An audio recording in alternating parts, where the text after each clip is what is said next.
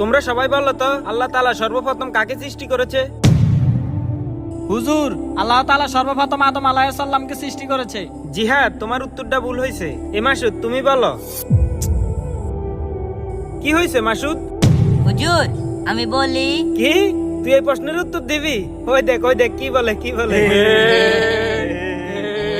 এই তোমরা থামো। এই চুপ করে বসে থাক। ঠিক মতো মাসের বেতন দিতে পারছ না, আবার তুই প্রশ্নের উত্তর পারবি? হুজুর, আমি পারবো, আপনি শুনেন। আচ্ছা দেই বল। হুজুর, আল্লাহ তাআলা সর্বপ্রথম আমাদের প্রিয় নবী হযরত মুহাম্মদ সাল্লাল্লাহু আলাইহি সাল্লাম এর নূরকে সৃষ্টি করেছেন। মাশাআল্লাহ। আচ্ছা তাহলে বলো তো আমাদের নবীর নূর থেকে আল্লাহ তাআলা কি কি সৃষ্টি করেছে?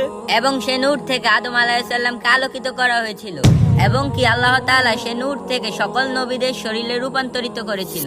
তারপর একদিন সে নূর মা আমেনার গর্ভে এসেছে। তারপর সমস্ত বিশ্ব আলোকিত হয়ে ওঠে। সেই মা আমেনার পুত্র সর্বশ্রেষ্ঠ।